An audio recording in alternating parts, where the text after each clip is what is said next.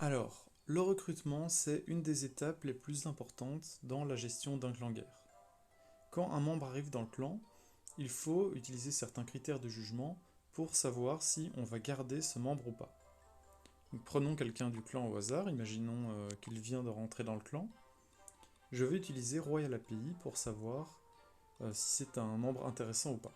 Donc je clique sur son identifiant, je fais copier l'identifiant, je passe sur Royal API, hop, donc le site royalapi.com, et je recherche le joueur avec l'identifiant que je viens de copier. Hop. Alors, d'abord, je peux avoir son record personnel qui est de 6159. Donc moi, j'estime que au-dessus d'un record personnel de 6300, on est plutôt bon. Maintenant, c'est subjectif, hein. Et surtout, ce n'est pas parce qu'on est en dessous qu'on est mauvais. Il y a des gens qui n'aiment pas jouer pour les trophées, il y en a qui préfèrent jouer uniquement pour la guerre. Et donc, ce n'est pas un indicateur suffisant pour savoir si la personne est douée ou pas.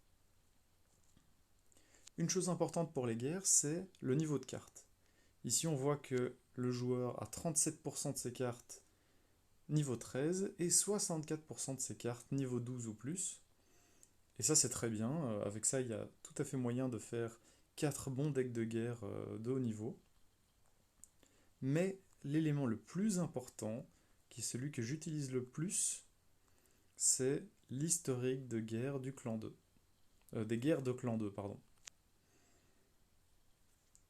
Alors, donc on a la colonne avec 28, 28, 23, etc., qui est la colonne qui montre le nombre de combats que la personne va faire en guerre cette semaine-là.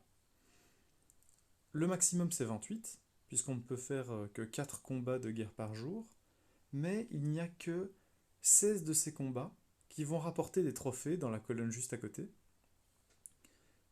qui vont rapporter des médailles, pardon. Et donc, si un joueur fait, disons, à la semaine, la 75-4, si un joueur fait 23 combats une semaine, on ne sait pas si ces combats ont été faits pendant les 3 premiers jours qui sont des jours d'entraînement, ou s'ils ont été faits pendant euh, les 4 jours suivants qui sont des jours de guerre.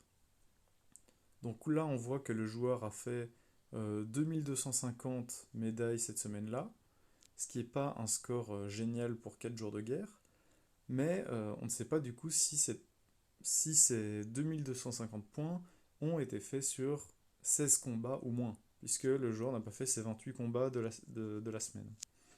Donc avec ça, on a peu d'informations, mais dès que le joueur fait ses 28 combats de guerre, donc toutes les autres semaines en fait, quasiment, là on a une information fiable, on voit 3050, 2950, qui sont des plutôt bons scores, mais de nouveau c'est subjectif. Et on sait que ces scores-là ont été faits avec 16 combats de guerre.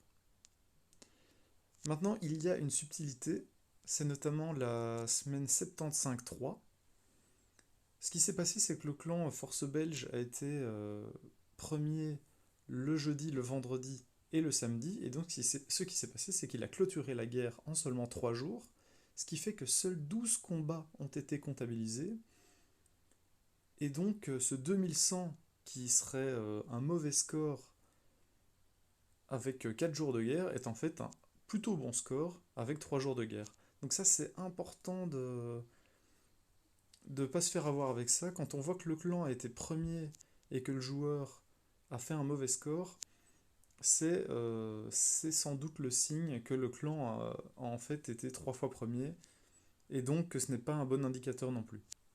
Vraiment, les meilleurs indicateurs, c'est quand le clan est deuxième, troisième, quatrième, cinquième et ou que le joueur a fait plus de 2700 points. Quand c'est le cas, vous êtes sûr que vous avez toutes les données qu'il faut pour juger. Là, on voit par exemple semaine 75-4, le joueur a fait 2700 points alors que le clan a été troisième.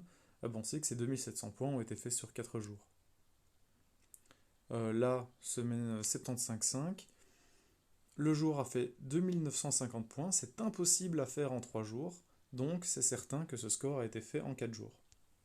Voilà,